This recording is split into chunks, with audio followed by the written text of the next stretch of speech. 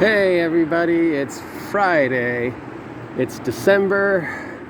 It's a bright, shiny 53-degree day here in Ventura, California. It's the OGGM, your number one, well, maybe not number one, your guide, well, a guide to all the tabletop role-playing game news, weather, sports, and general internet nonsense. So we have some internet nonsense from Netflix, and although it's not directly related to tabletop role-playing games, it sort of is, because we're talking about the Cowboy Bebop TV show that was on Netflix, and there is a Cowboy Bebop role-playing game coming out, and we just heard that Netflix canceled the Cowboy Bebop show after one season. Netflix canceled it.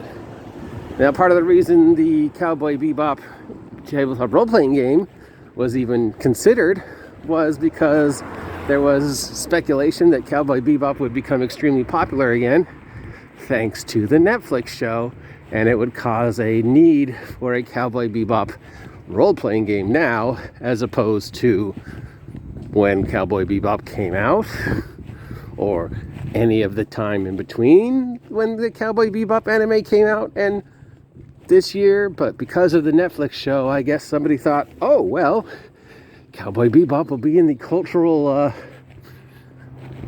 psyche again, so we should do a Cowboy Bebop role-playing game to milk that psyche, because that's what the world needs, is a Cowboy Bebop role-playing game.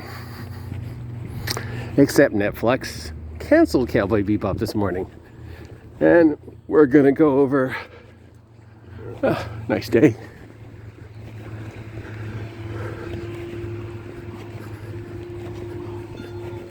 Morning. We're going to go over the reasons why Netflix canceled Cowboy Bebop. Because during the month that Cowboy Bebop came out, it was receiving amazing reviews. It was number one on Netflix. Everybody loved it. Everybody thought it was great. Except there were a lot of complaints about it.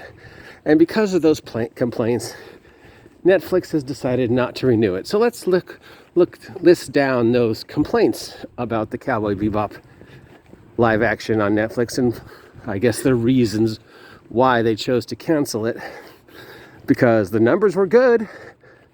But yeah, you know, the Twitterverse and the SJWs and the wokes and the politically corrects are always out there making sure everybody is safe and secure and represented and taken care of, and that, you know, there's no more racism or sexism or homophobia or gender inequality or racial appropriation in the shows. So here are the complaints that the Twitterverse, wokeverse, SJWverse, politically correct verse had about the show. Number one complaint about Cowboy Bebop live action was the actress playing Faye Valentine did not, in fact, look like the anime version of Faye Valentine, because we need to make sure that women are represented appropriately and that we have women that actually look like women on the show. And we know that Faye Valentine, the anime character, is a perfect example of a real woman. And how dare Netflix cast somebody who didn't match what Faye Valentine looked like? Because we know that Faye Valentine is 5'4", weighs 114 pounds, has 36 double D breasts, has a 4-inch waist, and is known for wearing clothing made out of dental floss and paper mache. A real example of a real woman that really exists. And how dare Netflix cast an actual woman who actually looked like a human being with actual natural figure, as opposed to finding a woman with 36 double Ds who's 5'4" and has a 4-inch waist. I mean, you know, how dare they?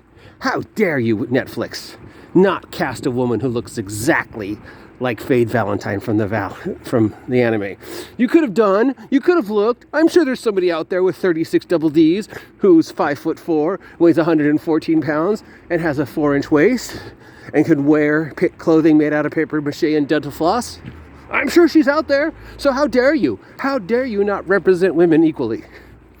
Okay, let's look at the second complaint about Cowboy Bebop. It wasn't as colorful as the anime.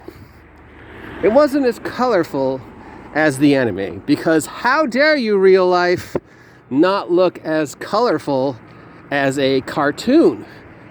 How dare you, real life, not have the same frenetic energy, action, over-the-top nonsense that a cartoon has? And how dare you cast real people who don't look anything like their cartoon counterparts? And how dare you have a show that doesn't look like anime? I mean, rotoscoping's still a thing, right? You could have rotoscoped.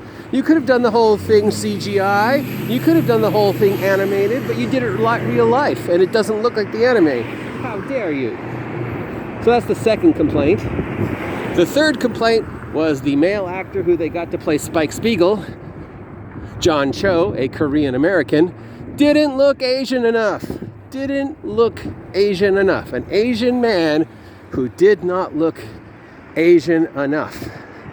You needed to find somebody who looks more Asian. More Asian. It's the same complaints they had about Awkwafina on Shang-Chi. How dare she not look Asian? How dare an Asian American woman not look Asian? How dare John Cho not look Asian? An Asian man who did not look Asian enough. They needed to find somebody who looked more Asian. And of course, the final complaint is actually two parts. One, you didn't show Ed to the very last episode, and Ed was played by a girl. How dare you, Netflix, cast a girl to play Ed? Now, mind you, Ed in the anime is a girl. In the very first episode that Ed is introduced, they make a point of them pointing out that Ed is not a boy, but in fact a girl. Ed is a girl. And they got a girl to play Ed. And how dare you, Netflix? How dare you get a girl to play a girl? That's not appropriate. That's not gender equality. You should have gotten, I don't know, a mop to play a girl. Because, you know, a mop to play Ed. Because that would have been more appropriate than getting a girl who looked exactly like Ed to play a girl because Ed's a girl. So those are the complaints about Cowboy Bebop, and that's the reason why Netflix is canceling it. Because I guess it's not gender appropriate enough. It doesn't portray women correctly, because we all know real women have 36 double D boobs and 4-inch waists. It doesn't portray Asian men correctly because they got an Asian man who didn't look Asian enough. How dare they? And, you know, the little girl, the 11-year-old girl that they got to play Ed didn't look like Ed. Mind you, again, Ed is a girl in the anime. And we need to make sure that modern television, modern Netflix, is actually equal to or better than a cartoon that's about, what, 10, 15 years old? A cartoon. A cartoon. But Ed didn't show up soon enough, and they got a girl to play Ed. Of course, Ed doesn't show up until midway into the series. They're like 10 episodes in before Ed shows up. But how dare they? How dare they not have Ed show up until the end? And how dare they not cast somebody who looked exactly like Ed? They cast a girl who looked exactly like Ed to play Ed because Ed is a girl in the show. But how dare they cast a girl to play a girl? How dare they cast a woman with a real figure, not the Faye Valentine's figure? They should have looked harder for somebody who looked like Faye Valentine, because that's presenting women the way they're supposed to be seen. That's equal opportunity. That's equal rights. How dare you, Netflix? How dare you not take into consideration that Asian people want to see themselves represented? So you got an Asian man to play an Asian man in a cartoon, in a live action show based upon an Asian anime, but he didn't look Asian enough. Awkwafina doesn't look Asian enough. How dare you, Netflix? So Cowboy Bebop got canceled because once again the Twitterverse is keeping us safe and making sure television is a safe space where everybody is represented equally and fairly and looks exactly like real people. Thank you, Netflix, and thank you, Twitterverse, for keeping us safe.